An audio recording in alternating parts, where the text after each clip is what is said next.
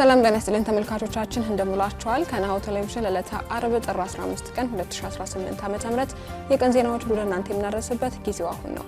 ከዜናዎቹ ጋር ሀብታማ ያለው ነኝ። አብራችሁን ቆዩ። ወደ ቀዳሚ ዜናችን እንለፍ።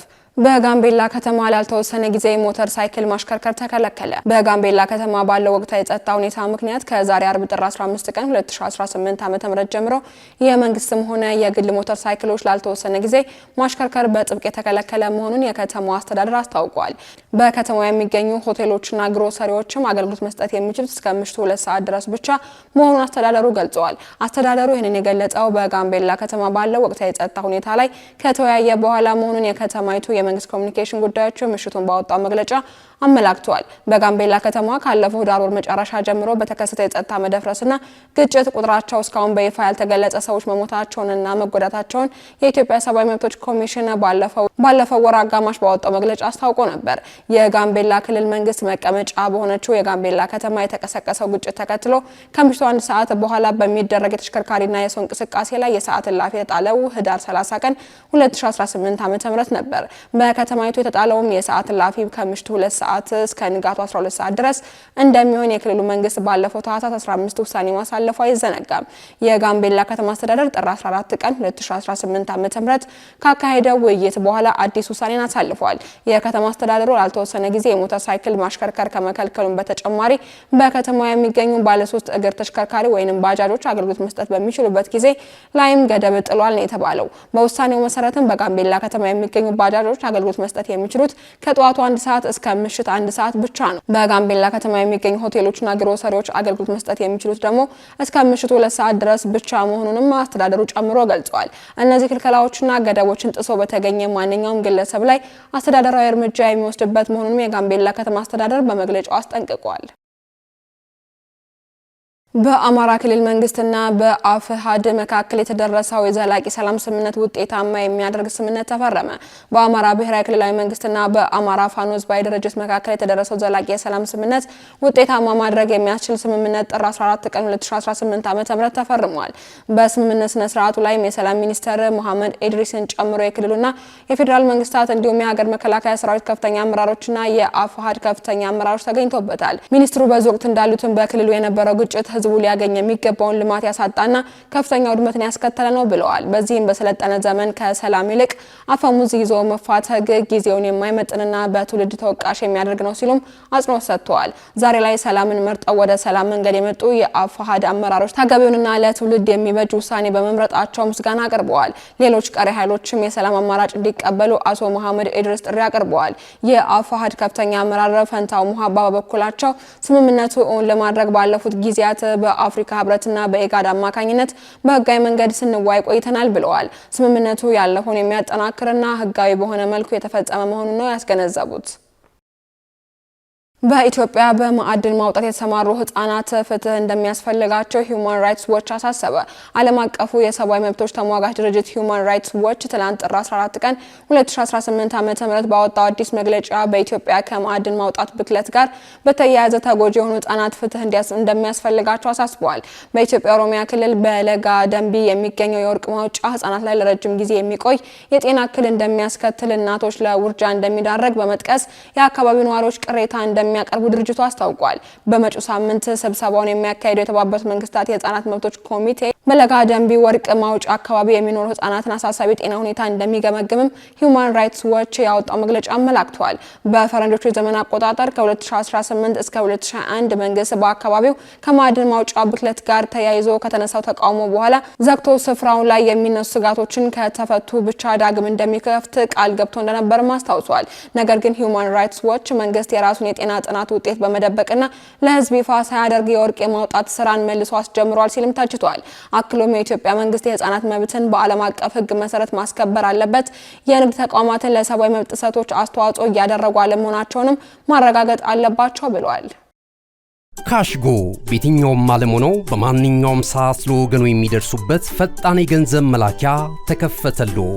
ማስተርና ቪዛ ካርዶን በመጠቀም ከ5 እስከ $20 የሚልኩበት አዲስ የገንዘብ መላኪያ መንገድ ካሽጎን ለየት የሚያደርገው የትኛውም የገንዘብ ዝውውር በፍጥነት አገልግሎት ከመስጠቱም ባሻገር ለማንኛውም አገልግሎት ምንም አይነት ክፍያ አለመጠየቁ ነው። በሀገራችን ታሪክ ገንዘብን ከውጪ ወደ ሀገር ቤት በማስተላለፍ በመተግበሪያ መልክ አገልግሎት መስጠት የጀመረው የመጀመሪያው ሀገር በቀል የገንዘብ መላኪያ ዘዴ ካሽጎ ከ4500 በላይ ባሉ የባንክ ቅርንጫፎች አገልግሎት እየሰጠ ይገኛል። ገንዘቦን በሰኮንዶች ልዩነት ውስጥ ይፈልጉ በአካውንቶ ወይንም በእጆ ቆጥረው የሚወስዱበት ልዩ ዘዴ። በቅርቡ ሁሉንም ኢትዮጵያዊ ባለቤት ለማድረግ ጉዞ የጀመረው ካሽጎ ዛሬውኑ መተግበሪያውን በስልኮ ላይ በመጫን የአገልግሎቱ ተጠቃሚ ሆኖ ፍጥነት መለያችን፣ ኢትዮጵያን መክፈቻችን፣ ካሽጎ ነው መላኪያችን። ካሽጎ የአዲሱ ትውልድ ብራንድ። እነሆ የምስራች!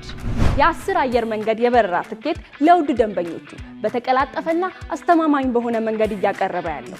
በዚህም በደንበኞቹ የተመሰገነው ጉዞጎ አሁን ደግሞ ተደራሽነቱን በማስፋት ተጨማሪ ባንኮችን በማካተት ለውድ ደንበኞቹ የበለጠ አስተማማኝ ለመሆን ችሏል።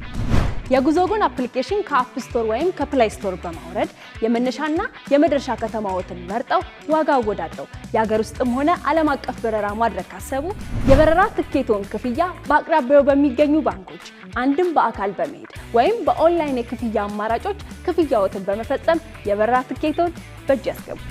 ከዚህም በተጨማሪ እንደ ሁሉ ጊዜው ወደ ጉዞጎ የጥሪ ማዕከላችን 7473 በመደወል ከሙሉ የበረራ መረጃ ጋር የ24 ሰዓት የትኬት አገልግሎት ማግኘት እንደሚችሉ ስናበስሮ በታላቅ ደስታ ነው። ለበረራዎ ጉዞጎ።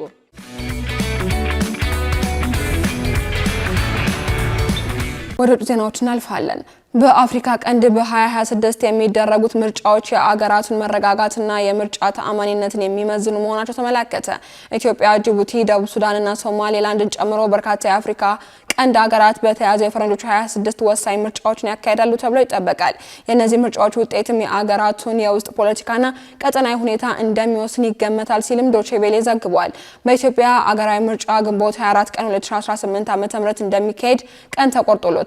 ዶቼ ቬሌ እንደዘገበው ምርጫው የሚካሄደው የፖለቲካና የጸጥታ ሁኔታ ጥያቄ ባለበት ወቅት ነው። በተለይ በአንዳንድ የአማራና የኦሮሚያ ክልል አካባቢዎች የሚታዩ ግጭቶችና ውጥረቶች ምርጫው ሁሉንም ያሳተፈ ሊሆን ይችላል ወይንም የሚል ስጋት መፍጠሩን ዘገባው አመላክቷል።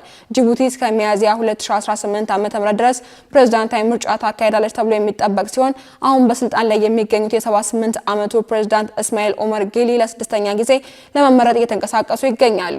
ስትራቴጂካዊ ቦታ ላይ በምትገኘው በዚህች የአፍሪካ ቀንድ አገር ውስጥ ትልቅ የፖለቲካ ለውጥ ይመጣል ተብሎ አይገመትም። በደቡብ ሱዳን ታህሳስ 13 ቀን 2019 ዓ.ም ሊካሄድ የታቀደው ምርጫ አገሪቱ ነጻነቷን ካወጀች በኋላ የምታደርገው የመጀመሪያው አጠቃላይ ምርጫ ይሆናል። ሆኖም ግን በቀጠለው የኢኮኖሚ ቀውስ፣ በፖለቲካ ውጥረቶች እንዲሁም በፕሬዝዳንት ሳልቫ ኪርና በተቃዋሚ መሪ ሪክ ማቻር መካከል ያለው ደካማ የሰላም ስምምነት ምርጫው ይካሄዳል የሚለውን ጉዳይ ላይ ትልቅ ጥርጣሬ ፈጥሯል። በጎረቤት ሱዳን ውስጥም ያለው ጦርነት ደቡብ ሱዳን ዋነኛ የገቢ ምንጯ የሆነችው ነዳጅ ወደ ውጭ እንዳትልክ እንቅፋት በመሆኑ የኢኮኖሚ ጫናዎችም ይበልጥና አክብዶታል። ራስ ገዟ ሶማሌላንድ በ2018 ዓ.ም የፓርላማና የማዘጋጃ ቤት ምርጫዎችን ታካሂዳለች ተብሎ ይጠበቃል። ይህ ምርጫ የሚካሄደው በሶማሌላንድ ፖለቲካ ጋር በተያያዘ በቅርቡ ከተከሰቱ ዓለም አቀፋዊ ክስተቶች በኋላ የቀጠናውን ትኩረት በከፍተኛ ሁኔታ በጨመረበት ወቅት መሆኑ የዘንድሮ ምርጫ እጅግ ወሳኝ ያደርገዋል ተብሏል። ዘገባው ሲያጠቃልልም በአፍሪካ ቀንድ የሚካሄዱ ተከታታይ ምርጫዎች ቀጠናው ካለበት ከፍተኛ የጸጥታና የጂኦፖለቲካ ጫና አንጻር የአገራቱን የፖለቲካ መረጋጋት፣ የአስተዳደር ብቃትና የዲሞክራሲያዊ ሂደቱን ተአማኒነት የሚፈትኑ ወሳኝ ክስተቶች ይሆናሉ ብለዋል። እንደ ራዲዮ ፍራንስ ኢንተርናሽናል ዘገባ የፕሬዝዳንት ሐሰን ሼክ መሐመድ የስልጣን ዘመን ሲያበቃ ሶማሊያ በተያዘው ዓመት ፕሬዝዳንታዊ ምርጫ ታካሂዳለች ተብሎ ይጠበቃል። አልጀዚራ በበኩሉ የአሁኑ መንግስት የስልጣን ዘመን ግንቦት 7 ቀን 2018 ዓ.ም እንደሚያበቃ ዘግቧል። በመጨረሻም ሩሲያ፣ ዩክሬንና አሜሪካ የሶስትዮሽ ድርድር በአቡ ዳቢ ሊያደርጉ መሆኑ ተሰማ። ይህም ሞስኮ ከ4 ዓመታት በፊት በዩክሬን ላይ ሙሉ ወረራዋን ከጀመረች በኋላ ሶስቱ ሀገሮች ሳተፉበት የመጀመሪያው ስብሰባ ይሆናል ተብሎ ይጠበቃል። የሩሲያ፣ የዩክሬንና የአሜሪካ ተደራዳሪዎች በዛሬው ዕለትም ኤምሬቶች ተገናኝተው ውይይቶች ያደርጋሉ ተብሏል። ፕሬዝዳንት ቭላዲሚር ፑቲንና የዩናይትድ ስቴትስ ልዑካን በሞስኮ ከተገናኙ በኋላ የሩሲያ ባለስልጣናት በውይይቱ ላይ እንደሚገኙ ክሬምሊን አረጋግጧል። ሩሲያ እነዚህ ንግግሮች በሁሉም ረገድ ጠቃሚ ናቸው ስትልም ገልጻለች። ነገር ግን የግዛት ጉዳዮች እልባት እስኪያገኙ ድረስ የረጅም ጊዜ ሰላም ስምምነት ሊደረስ እንደማይችል አሁንም ሩሲያ በጥብቅ አሳስባለች። በዳቮስ በተካሄደው የዓለም የኢኮኖሚ ፎረም ላይ የዩክሬኑ ፕሬዝዳንት ቮሎዲሚር ዜሌንስኪ የአውሮፓ አጋሮች በሩሲያ ላይ እርምጃ ለመውሰድ ፖለቲካዊ ፍላጎት የላቸውም ሲሉ ተችተዋል። ሐሙስ ምሽት ከፑቲንና ከሌሎች ሁለት የሩሲያ ረዳቶች ጋር በተገናኙበት ስብሰባ ላይ ስቴቨን ዊትኮፍን ጨምሮ 3 የአሜሪካ ተወካዮች ተገኝተዋል። የክሬምሊን ረዳት በዚህ ወቅት እንዳሉትም ንግግሮቹ ጠቃሚ፣ ገንቢና በጣም ግልጽ ናቸው። ነገር ግን ለዘላቂ ሰላም የሚደረግ ማንኛውም ስምምነት የክልል ጉዳዮችን እስካልፈታ ድረስ እንደማይቻል ደጋግሞ ተናግረዋል። ይህ እስኪሳካ ድረስም ሩሲያ የልዩ ወታደራዊ ዘመቻዎች ዓላማዎችን በተከታታይ መከተሏን ትቀጥላለች ብለዋል።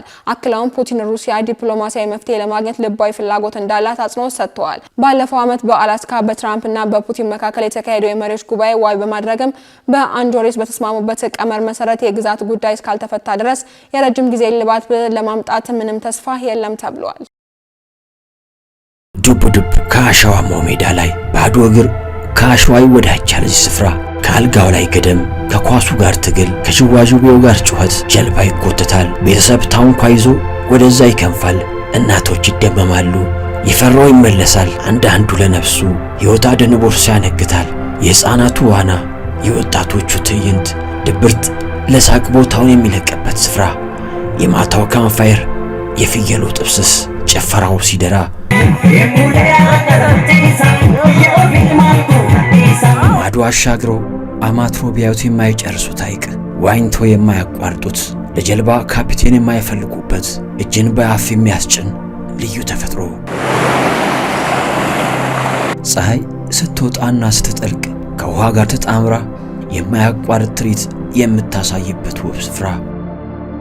ምሽት ከስር በእሳት ከላይ በጨረቃ ልዩ ትዝታን የሚጥል ከዛፍ መሃል ፀሐይ፣ የምሽት ጨረቃ፣ አዋፋትና አበባ፣ ሌላ ድምቀት፣ ሌላ ዓለም። ሰማይ እንደ እስስት መልኩን የሚቀያየርበት የላንጋኖ ሰማይ ብዙዎች በብዙ ያዜሙለት ያኔዎቹ ቀጠሯቸውን በላንጋኖ አድርገህ ግባ ሻሸመኔ ተባብለው ተቀጣጥረውበታል። የስፍራውን ብርቅ መሆን ሲገልጹ ላንጋኖ ሄጄ ብለው አዜመውለታል።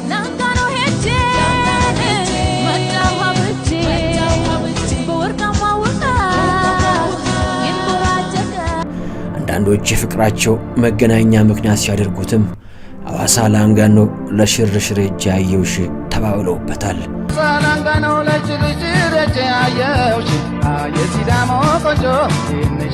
ይህ በወርቃማው የላንጋኖ ሐይቅ ላይ ተንጣልለው የነጩ ቤተ መንግሥት ውስጥ ትዕይንት ነው።